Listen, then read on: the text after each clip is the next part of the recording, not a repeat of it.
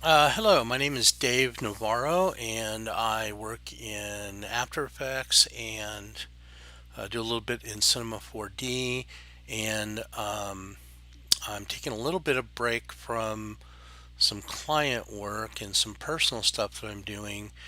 I just literally started using KBar a couple of days ago. Was going to test it through the weekend. Today is Friday, and I was going to test it through the weekend and then probably buy it on Monday. But I've been having some issues with doing vertical toolbars, and support has just like I was using the trial version, and they were answering all my questions and really fast, and between that and actually what productivity has, what's happened with my productivity, it was just like might as well just buy it. So I did. I purchased it this morning, and unfortunately, the at this time, the tutorial and the documentation are not filled out well. The tutorial kind of goes over the basics of getting a bar into your project, but or into your After Effects screen, but it doesn't go over a whole lot with creating the various types of buttons and what you can do with them. So I have some buttons that just a few buttons here in a couple of toolbars. I've got one of them, if you can see, docked right here on the left side, just above my timeline area, and below the projects and effect controls. And then we've got another one up here. I've got a save to just save my current work. Um, I've got an import files because I import a lot of renders from Cinema 4D. I have to use purge. I've got a really old laptop, so I have to use purge memory and disk cache all the time, so it's quickly available there. And then I've got the KBar settings, and the interesting thing is when you click KBar settings, and I've got it popping up on another screen, but I'll drag it over here. It's showing the buttons for that K-bar. The K-bars, there's four of them available, and they are completely separate. I don't know if it's because they're completely separate scripts that just copy and create new K-bars, or but once you create them, you can dock them together or do whatever you want. But so this is my default, which I've got up here, and I'm going to add a button, and you've got apply effect, apply preset, set expression, invoke a menu item, and there's a problem with that one. Open extension, run a JSX bin file, run scriptlet, run shell command, and you can create in spacers to kind of keep things separate. So there's a little kind of spacer between there. Um, I've mostly been using the invoke menu items and apply effects in creating different toolbars, and I've got some other toolbars that are kind of out of the way at the moment. I've only got in here my default and favorites because I'm just kind of trying to quickly show what you can do with this. So I'm going to go to apply effect, and then look for the effect that I want to add. And so you just start typing it in, and I'm going to go with glow, and it gives you a list. And I have a subscription to Maxon One, so there's the trap code stuff, there's star glow, this is the After Effects glow, this is the trap code optical glow, which I use more than anything. So I'm going to say my description, optical glow. Now, for some odd reason, the icon interface for adding an icon is a separate dialog, and it's not kind of integrated into this. So I'm going to click that, and it defaults to using fonts from icons from Font Awesome, and you could type in a name. So I could do, you know, there's the Discover card. When I type in that, say, oops, SA. There's some stuff. I think file, there's all the file related icons there. So one of the problems is down here you hit browse all icons in Font Awesome 4.7 and it opens up a browser and goes to the Font Awesome website, but the Font Awesome website shows you all of their icons across all of their sets. So it's not just a link to the 4.7 icons. So there were a whole bunch of icons in Font Awesome, in other versions of Font Awesome that are, when you search for them on the website, and let me do that. Let me click on the link, and it popped up on another screen, but I'm gonna kind of bring it over here. Oops, let's do this. Let's file, new window, kind of drag you over here, go back into here, and we'll click on this and it should come up in the new window. So there's the Font Awesome. And so if I type in disk and hit enter, you've got floppy disk, all these different floppy disk icons, and lots and lots of different ones in different styles. And so, like for example, here's hard drive. So let's say I want to put hard drive as my icon. So let me minimize this, go in here, type in HAR, and see, I'm not seeing that exact same icon. If I finish this out to hard, there's nothing. So there's a whole bunch that you can search for that just aren't here. And that's because this is the free version of Font Awesome 4.7. I bought Font Awesome Pro because my day job for a number of years was as a web developer.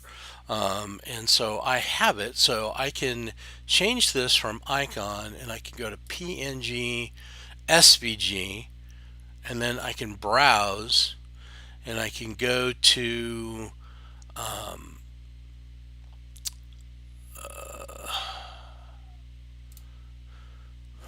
let's go to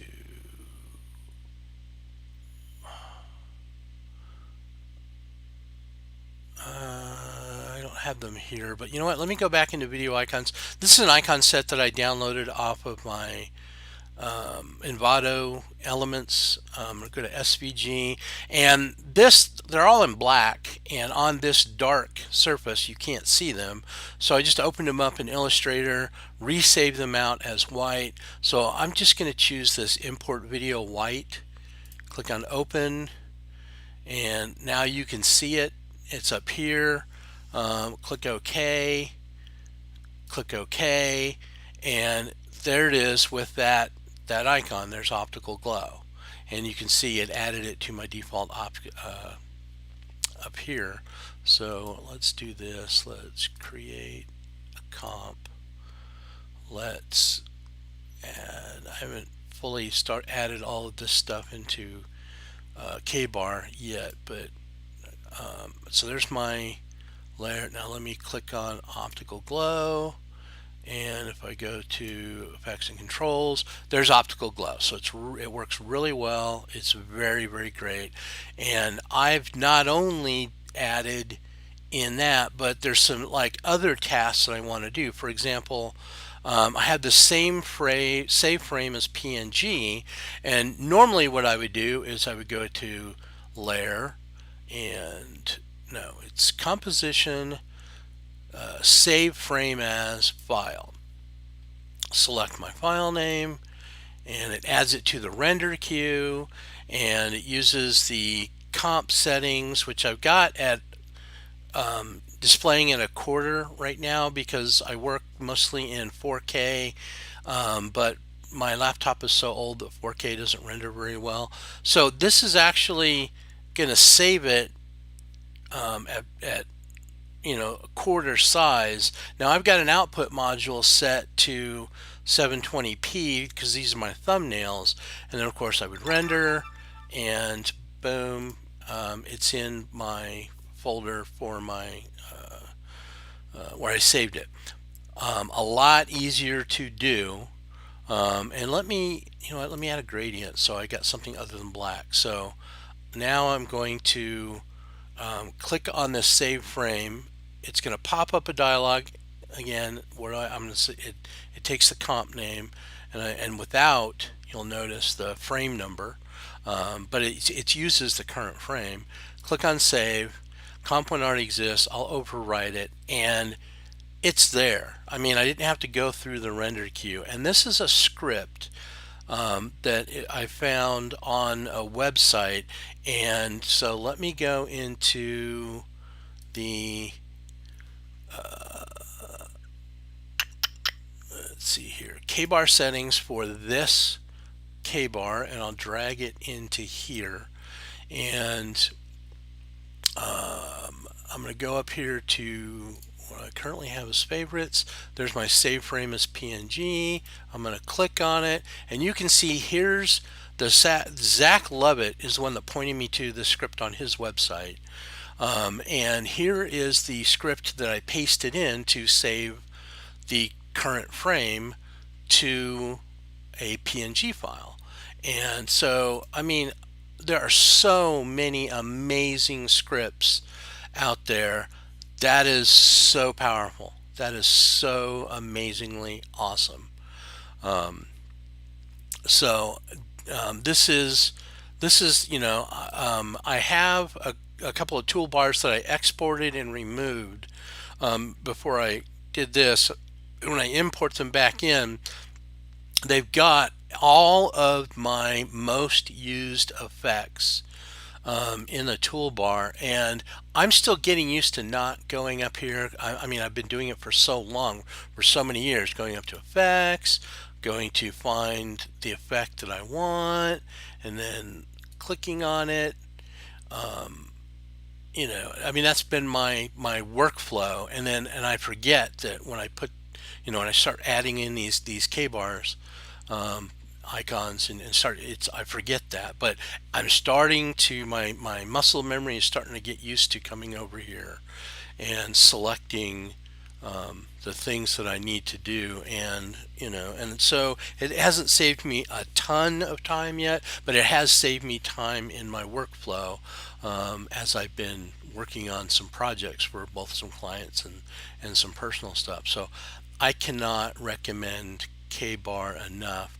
I did try KBar and MoBar at the same time. I had both trials installed, and I used MoBar twice. And the problem with MoBar is it's got a lot of pre-built scripts built right into it. Very, very useful to most people, but most of the things that it had, they weren't the things that I use all the time in the work that I do.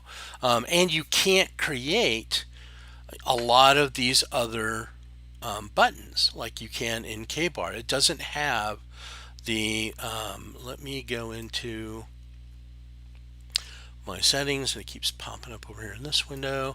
And the flexibility of the add button, and then all of these things, the ability to run a shell command. But the things that I've used is run a scriptlet, run a JSX file, invoke a menu item, apply preset, and apply effect. And those are the ones that I've mostly been targeting as I've been putting together my toolbars. A couple of other things that I want to mention. I'm going to bring up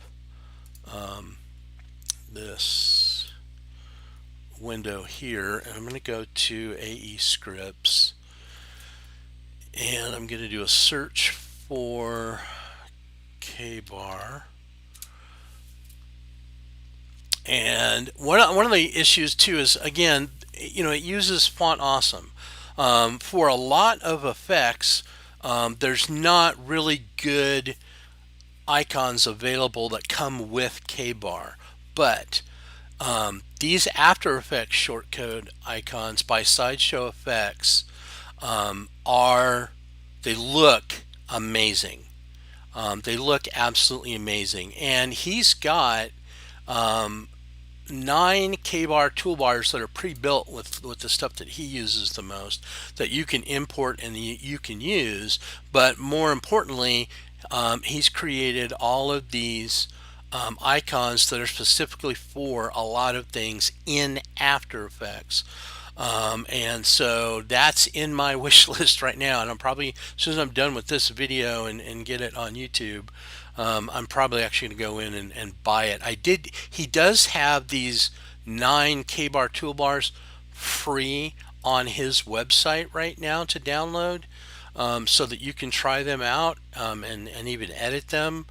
And I keep running into more and more products. So if I go back to the search page here, and this ray dynamic texture, and this ray dynamic color 2, and these mocha import, and these, and the version up, and there's a lot more.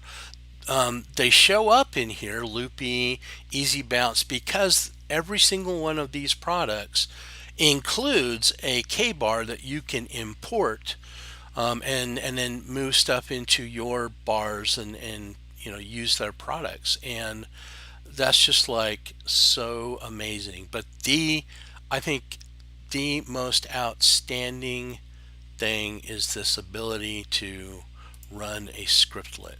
So I can put, run script. You can pass an argument to it if you want to. And this is just a little text box. So and this is not a valid script, but you just paste in your script right in here. There's a test option. You can test it to make sure it works. And then when you're done, you just click OK, and boom, you've got a button. Of course, you can go up here and you can create an icon for it. Or you can use a text label. So if you're using a text label, click OK. I'm using text label. You got to put in the text. So my text, and you can see up here that whatever I'm putting in here. So if I want that T to go down, let's add an extra space. There we go. So you can see my text is the text in the button. Then click OK. And then if I click OK with this script that's not going to work, you can see right here my text has been added there. So that is just so amazing. My text, let's go to here and delete. And if you go into the edit, you can edit an existing one. You can clone it to put it in another toolbar, or just clone it and edit it to make it have a different icon, or something like that. Really easy, quick way to do that. And then of course you can delete your buttons there. And it's real easy to this is the default KBar, which is up here, and this is my favorites at the moment, which is down here. And so I can take this optical glow and I can drag it up here, and it's that simple. And there it is down here, optical glow, where it's closer to what I'm working in, and I can click on it. I'm going to go ahead and delete that because it's not the icon I want. I've got it in another toolbar that I'm going to import here in just a little bit. So a few problems. Again, I want to grab new solid. Oops, clicked on it, and that brings up, if you click on it, it brings up the edit. I want to drag it to the bottom of default. And so when I come down here, it doesn't scroll. I can't get down to the bottom. So I kind of drop it here scroll down, and now drop it where I want to. So that's kind of a limitation. If I want to put it, I'm going to take new solid, I'm going to scroll, and again it won't scroll, so I'll drop it here, and then I'll take it and put it right there. So a few little things here and there, but I mean overall this is just an amazing product and I highly recommend it.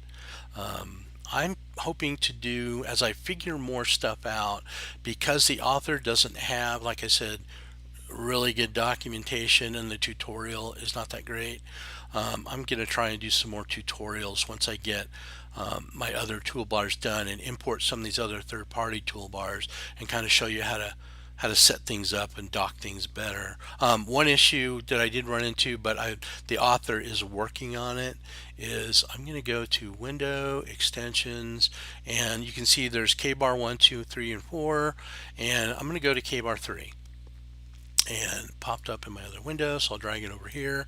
And right now it's using the same tools that we have down here, but it's dockable, so I'm going to grab it and I'm going to dock it on this side of my display preview, and it takes up half the space. So what I want to do is I want it to go vertical rather than horizontal. So I'm going to drag this over, and you can see buttons start dropping down below.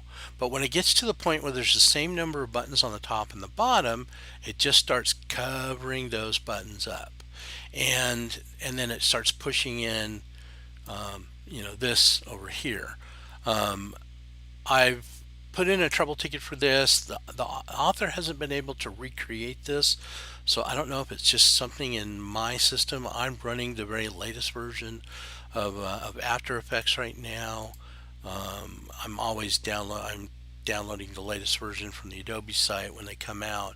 23.2.1 build 3 is what I currently have running, and I'm now using, I thought before when you use the trial version there's this bar that goes across the top of the buttons that says trial version, and I thought maybe that was the issue and wouldn't let this, but I registered it, I put in my license information, and this is the license version, and I'm still not able to create a vertical toolbar, which I'd like to use all four. The one down here, the one up here, the one on the left side, and then another one over here on the right side. And I think that'll be, for me, the most optimal layout for my workflow.